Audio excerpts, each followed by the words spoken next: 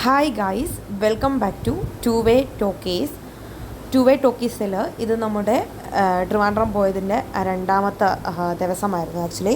അപ്പോൾ രണ്ടാമത്തെ ദിവസം നമ്മൾ രാവിലെ റൂമിൽ നിന്നിറങ്ങി ഫുഡ് കാര്യങ്ങളൊക്കെ കഴിച്ചപ്പോൾ എനിക്ക് അതിൻ്റെ വീഡിയോയും കാര്യങ്ങളൊന്നും എടുക്കാൻ പറ്റിയിട്ടുണ്ടായിരുന്നില്ല. പിന്നെ ഞങ്ങൾ എല്ലാവരും കൂടി തന്നെ സെക്രട്ടേറിയറ്റിലേക്ക് വന്നിട്ടുണ്ടായിരുന്നു. സെക്രട്ടേറിയറ്റിൻ്റെ ഉള്ളിൽ നമ്മൾ കയറിയിട്ടുണ്ടായിരുന്നു, കാരണം നമ്മുടെ ഒരു ഫ്രണ്ട് ഓൾറെഡി അവിടെ വർക്ക് ചെയ്യുന്നുണ്ട്.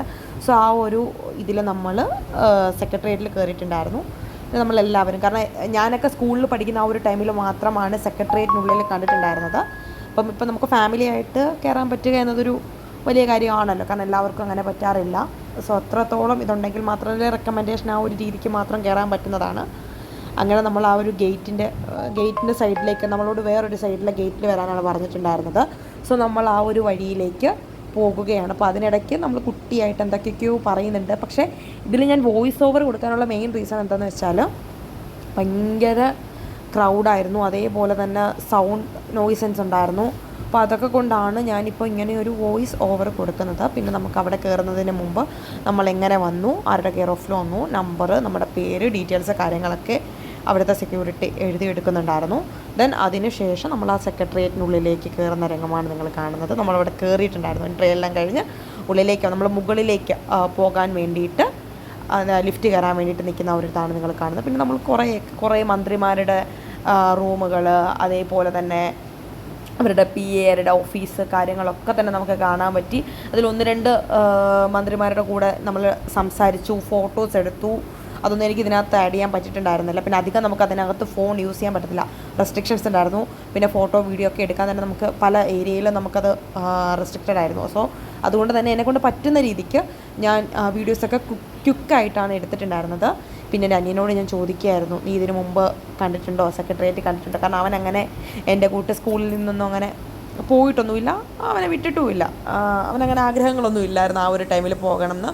സോ നമുക്ക് ഫാമിലി ആയിട്ട് പോയപ്പോൾ എന്തോ ഒരു ഇത് തോന്നുന്നു, കാരണം നമുക്കെല്ലാം കാണാൻ പറ്റിയല്ലോ എന്നൊരു ഫീൽ. ഞാൻ 2015 എന്തോ കണ്ടതാണ്, അതിനുശേഷം 2025 എൻഡിങ്ങിൽ കാണാൻ പറ്റി. അപ്പോൾ ഒരു നീണ്ട 10 വർഷത്തിന് ശേഷമാണ് പിന്നീട് നമ്മൾ കണ്ടത്.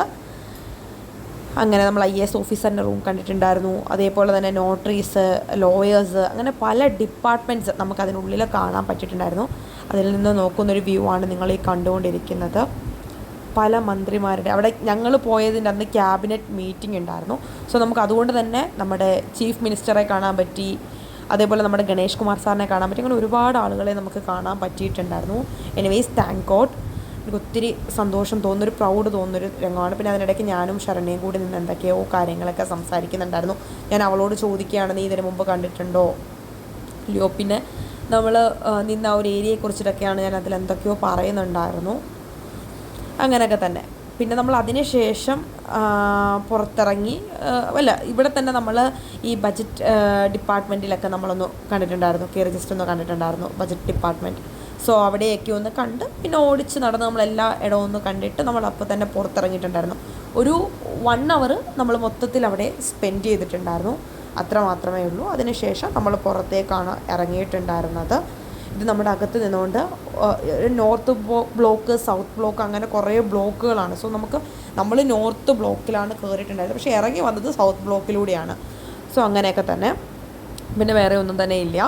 ഈ ഒരു കുട്ടി വീഡിയോ നിങ്ങൾക്ക് ഇഷ്ടപ്പെട്ടു എന്ന് ഞാൻ വിശ്വസിക്കുന്നു. തുടർന്നുള്ള വീഡിയോസും എൻ്റെ കയ്യിൽ ഞാൻ ഒരുപാട് വീഡിയോസും കാര്യങ്ങളൊക്കെ എടുത്തു വെച്ചിട്ടുണ്ടായിരുന്നു.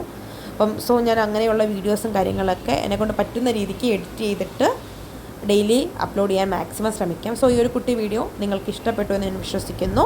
ഇഷ്ടപ്പെട്ടാൽ ലൈക്ക് ചെയ്യുക, ഷെയർ ചെയ്യുക, കമൻറ്റ് ചെയ്യുക, സബ്സ്ക്രൈബ് ചെയ്യുക.